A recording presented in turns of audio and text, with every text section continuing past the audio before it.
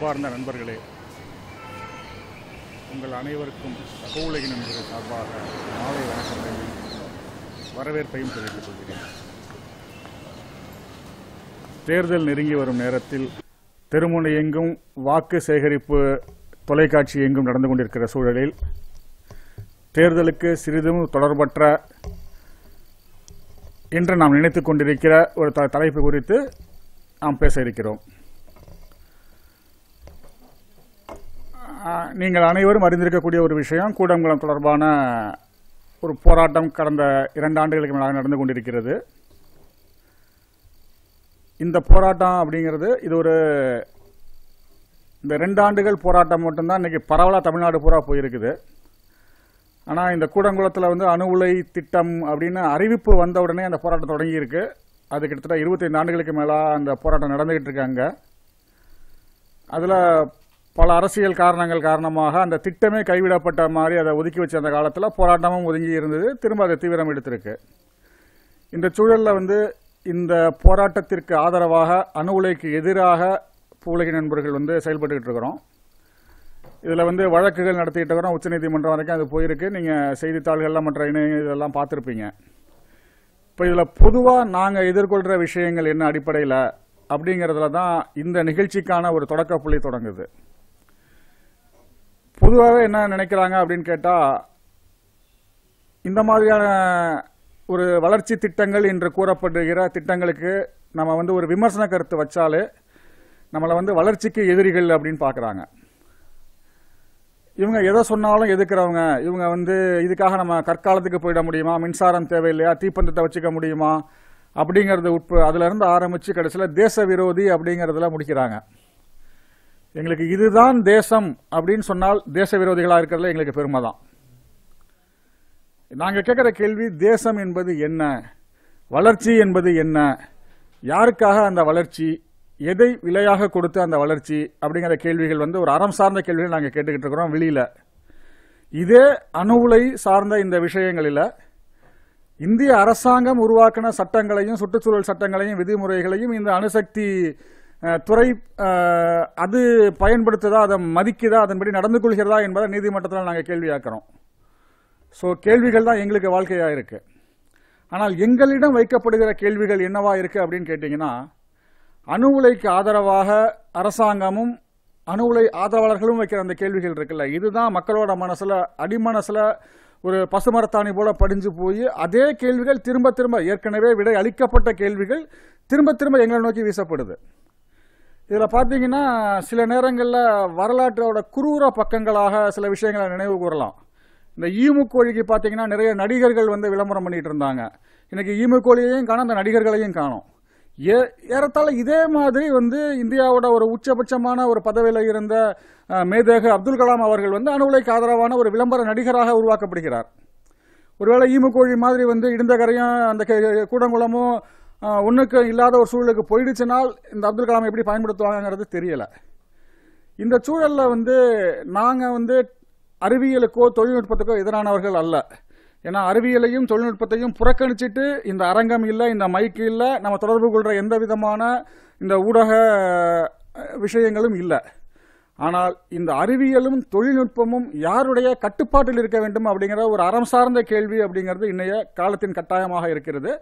இதனால தான் நாங்கள் இந்த அணுசக்தி மாதிரியே இதற்கு சமமான முக்கியத்துவம் கொடுத்து நாங்கள் போராடிட்டு இருக்கிற இன்னொரு விஷயம், வேளாண்மையில் மரபணு தொழில்நுட்பத்தை புகுத்துவது. அது வெறும் தொழில்நுட்பம் சார்ந்த ஒரு விஷயமாக இல்லாமல் அந்த தொழில்நுட்பத்தை ஒட்டியே வருகின்ற இந்த சட்டம் நமது விதை சார்ந்த உரிமைகளை களவாடி கொண்டிருக்கிறது. இந்த மக்களோட உரிமைகளை எல்லாத்தையும், அறிவை அனைத்தையும் பன்னாட்டு நிறுவனங்களும் அடகு வைப்பதாக நாங்கள் பார்க்கிறோம். இப்போ இந்த அணு உலையும் கூட வெறும் தொழில்நுட்பம் சார்ந்த ஒரு விஷயமாக இல்லை. இப்போ நாம தொடர்ந்து பல இடங்களில் பேசிக்கிட்டு இருக்கிற ஒரு சுயசார்பு பொருளாதாரத்திற்கு எதிரான ஒரு விஷயம். நம்ம நாட்டோட முக்கியமான 2 பர்சனாலிட்டிஸ் அப்படின்னு பார்த்தீங்கன்னா, ஒன்று மோகன்தாஸ் கரம்சந்த் காந்தி, யாருன்னு உங்களுக்கு தெரியும். அடுத்தது அம்பேத்கர். இவங்க 2 பேரும் பேசுனது 2 வேறு வேறு மொழிகளில் பேசியிருந்தாலும் கூட இவங்க பேசுனதுங்கிறது ஒரு சுயசார்பு அப்படிங்கிறதான் அவங்க பேசினாங்க.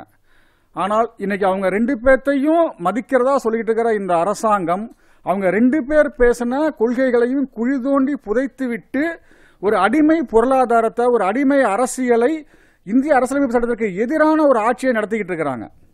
இந்த சூழலில் இந்த அணுசக்தி என்பதை ஒரு பிரச்சார அந்த தோணியில மட்டுமே இல்லாமல் இதுல உலக அனுபவங்கள் என்னவா இருக்கு அப்படிங்கிறத பேசுவது, அதை பகிர்ந்து கொள்வது என்பது நாம இந்த தொழில்நுட்பத்திற்கு பின்னால உள்ள அனைத்து சதிகளையும் புரிந்து கொள்வதற்கும் நாம இதை எதிர்கொள்வதற்கும் நம்மோட விவாதிப்பவர்கள்ட்ட நாம அவங்களோட விவாதிக்கிறது நமக்கு பயன்படும் அப்படின்னு நாங்க கருதுறோம்.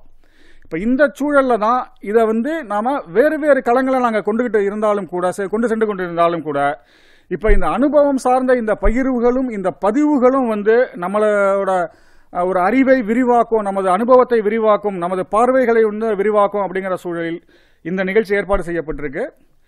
இந்த நிகழ்ச்சியில பேசுவதற்காக வந்துள்ள 2 பேருமே அண்மையில ஜப்பானுக்கு போயிட்டு வந்தவங்க. இதுல எங்களோடு இணைந்து செயலாற்றிக் கொண்டிருக்கிற பொறியாளர் சுந்தரராஜன் அவர்கள் குறிப்பாக ஃபுகுஷிமா மட்டும்தானா, ஃபுகுஷிமா பகுதிக்கு போயிட்டு அந்த பகுதியில் அந்த மக்களோடு, அந்த பாதிக்கப்பட்ட மக்களோடு உரையாடி நிறைய பதிவுகளை எடுத்துட்டு வந்திருக்கிறாரு. எழுத்தாளர் எஸ் ராமகிருஷ்ணன் அவர்கள் ஹிரோஷிமா, நாகசாகி பகுதிகளுக்கும் கடந்த மாதத்தில் போயிட்டு வந்திருக்கிறார். இதுல எனக்கு இந்த எழுத்தாளர்கள் இந்த மாதிரியான எழுத்து விஷயங்கள்ல எனக்கு இலக்கியத்தில் ஒரு பெரிய ஆர்வம் இல்லைனாலும் கூட ஒரு பத்திரிகையாளனா நானும் வாழ்ந்திருக்கிறேன் அப்படிங்கிறதுனால எனக்கு இதுல சில கருத்துக்கள் எனக்கு இருக்கு. ஒரு பிரபலமான ஒரு பத்திரிகையாளர், பத்திரிகை ஆசிரியர், அவர் அவரோட கட்டுரையில் ஒரு தடவை எழுதியிருப்பார், நிறைய எழுத்தாளர்களுக்கு முகங்கள் இருக்கும் ஆனால் பார்வைகள் இருக்காது, ஆனால் நிறைய பத்திரிகையாளர்களுக்கு நல்ல பார்வைகள் இருக்கும், முகங்கள் இருக்காது அப்படின்னு எழுதியிருப்பார். இன்னைக்கு அந்த சூழல்லாம் மாறிடுச்சு. ஏன்னா இன்னைக்கு எல்லா பத்திரிகையாளர்களுக்கும் முகங்கள் கிடைக்க வேண்டிய ஒரு நிர்பந்தம் இன்னைக்கு ஊடகத்தோட இந்த இதுல வந்துருச்சு. இன்னைக்கு விஷுவல் மீடியாவில் எல்லா செய்தியாளர்களும் அவங்களோட முகத்தை பதிவு பண்ணிட்டு தான் இருக்கிறாங்க. வேறு வழி இல்லாமல் இன்னைக்கு அச்சு ஊடகத்திலையும் கூட பைலைன் கொடுக்கறது அப்படிங்கிறது ஒரு வரவேற்கத்தகுந்த ஒரு மாற்றமாக வந்துகிட்டு இருக்கு. அதே போல எழுத்தாளர்கள்லாம் அவர் சொன்ன மாதிரி, அவர் சொன்னதுல சிலர் இப்பயும் கூட அப்படி இருக்கலாம்.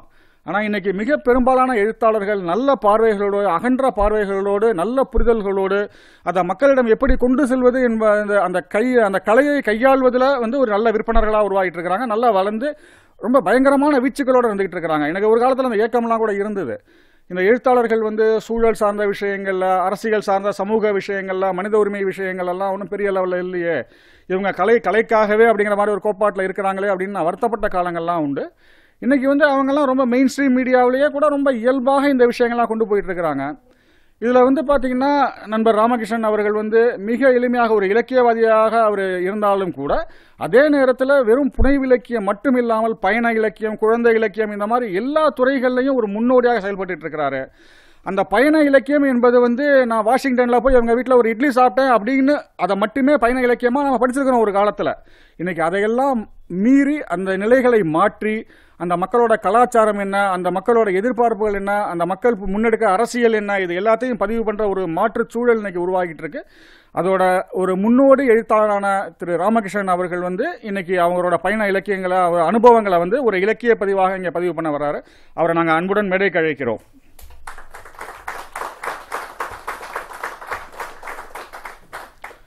அடுத்தது எங்களோட தோளோடு தோள் நின்று எங்களோட போராடி கொண்டிருக்கிற பொறியாளர் சுந்தரராஜன் அவர்கள். அவங்க திருநெல்வேலி பகுதியை சார்ந்தவங்க தான். அவங்க பொறியியல் துறையில் பட்டப்படிப்பு படித்திருந்த ஒரு மென்பொருள் நிறுவனத்தில் ஒரு பதவியில் இருந்தாலும் கூட இன்னைக்கு அதை ஒரு பகுதி நேர வேலையாக மாற்றிக்கொண்டு, அவரே ஒப்புக்கொள்வது போல அதை ஒரு பகுதி நேர வேலையாக மாற்றிக்கொண்டு ஒரு முழு நேர சுற்றுச்சூழல் ஆர்வலராக, நிபுணராக, போராளியாக வளர்ந்து வந்துட்டு இருக்கிறார். அதாவது இந்த வழக்கில் அவர் வந்தது அப்படிங்கிறது ஒரு இயல்பான ஒரு விஷயமாக, ஒரு விபத்தாக கூட இருந்திருக்கலாம். ஆனால் அதை தொடர்ந்து அவர் தன்னை வளப்படுத்திக் கொண்டு, அந்த துறையில் அவரோட அறிவை மேம்படுத்திக் கொண்டு, எங்களுக்கெல்லாம் அவர் ஆசிரியராக இருந்து கொண்டு, எங்களுக்கு அந்த தொழில்நுட்பத்தை ஒரு எளிய மொழியில் அதை கற்றுக் கொடுத்து கொண்டு, எங்களையும் தொலைக்காட்சி மாதிரியான விவாதங்களுக்கு எப்படி இதை தயாரிக்கிறது அப்படிங்கறத எங்களுக்கு துணை நின்று கொண்டு அவர் செய்யற இந்த அளப்பரிய பணிகள் அப்படிங்கிறது உண்மையில நாங்கள் அவர்கிட்ட கற்றுக்க வேண்டிய விஷயங்கள் ரொம்ப நிறைய இருக்கு. அவர் அண்மையில் ஜப்பான் போயிட்டு அந்த ஃபுகுஷிமா பகுதிகளில் ஏற்கனவே அவர் அதை பற்றி நிறைய இணையங்கள் மூலமாகவும் மற்ற ஊடகங்கள் மூலமாக தெரிந்திருந்தாலும் கூட அதையெல்லாம் நேரில் பார்ப்பதற்கான ஒரு சந்தர்ப்பம் அமைந்து இந்தியாவிலிருந்து 2 பேர் பிரதிநிதிகள் போனாங்க. ஒருத்தர் வட இந்தியாவை சேர்ந்த அவரும் ஒரு பொறியாளர், இவர் தென்னிந்தியாவிலிருந்தே போயிட்டு வந்திருக்கிறாரு. 2 பேரும் அவங்களோட அந்த அனுபவங்களையும் அந்த அறிவையும் இப்போ வந்து நம்மளோட பகிர்ந்து கொள்வாங்க. இதுக்கு பின்னால் கேள்விகள் இருந்தால் நம்ம கேட்கலாம். ஆனால் இது எல்லாத்துக்கும் முன்னால் இது எதுக்கு நம்ம செய்கிறோம் அப்படிங்கிற ஒரு அடிப்படையான ஒரு விஷயம் இருக்குது. இதை தெரிந்து கொள்வதோட நம்ம நிறுத்திக்க போகிறோமா, இல்லை இதை அடுத்த கட்டத்துக்கு எப்படி நகர்த்த போகிறோம் அப்படிங்கிறது தான். அடிப்படையில் வந்து நம்ம இந்தியாவில் ஒரு பெரிய பிரச்சனையாக வந்து இருக்கிறது என்ன அப்படின்னு கேட்டிங்கன்னா, சில விஷயங்கள் வந்து தேர்தல் விஷயமாக மாறுவதில்லை. நிறைய வாழ்வுரிமை விஷயங்கள் வந்து ஒரு தேர்தல் நேரத்தில் அது பேசப்படும் பொருளாக இருப்பதில்லை. அந்த நேரத்தில் அதை பேசுகிறாங்க, தேர்தல் நேரத்தில் வேற ஏதோ பேசுகிறாங்க. வேற வந்து இலவச தொலைக்காட்சி பெட்டியா இல்லை அந்த மாதிரி ஒரு திசை மாறி போயிடுது. ஆனால் அடிப்படையில் அரசியல்வாதிகளோட ஒரே கணக்கு என்பது நாமெல்லாம் மனிதர்கள் அல்ல, நாமெல்லாம் வந்து ஒரு வாக்குச்சீட்டுகள் தான். ஸோ தேர்தல் நேரத்தில் இதை வந்து பேசுறது அப்படிங்கிறது ரொம்ப அத்தியாவசியமான தவிர்க்கவியலாத ஒரு அம்சமாக நான் பார்க்குறேன். இப்போ நம்மளோட இந்த அனுபவ பகிர்வுகள் அப்படிங்கிறது இன்னொரு 1 மாதத்துக்கு நம்மளை வந்து பல விதங்கள்லையும் எஸ்எம்எஸ்லேருந்து இமெயிலேருந்து ஃபேஸ்புக்கிலேருந்து தொலைக்காட்சிகள் மூலமாக நேரடியாக நம்மளை வந்து பலரும் அணுக போகிறாங்க. அவங்கள்ட்ட இந்த விஷயங்களெல்லாம் சொல்லி இதுக்கு உங்கள் நிலைப்பாடு என்ன அப்படின்னு நாம் கேட்கறது தான் நமது விடுதலைக்கான ஒரு நெடும்பயணத்தோட ஒரு முதல்கட்ட பயணமாக அமையும், முதல்கட்ட ஒரு படிக்கட்டாக அமையும் அப்படின்னு நான் நம்புகிறேன். அதற்காக அவங்களோட அனுபவங்களை பகிர்ந்து கொள்வதற்காக முதலில் பொறியாளர் சுந்தரராஜன் அவர்களை அழைக்கிறேன்.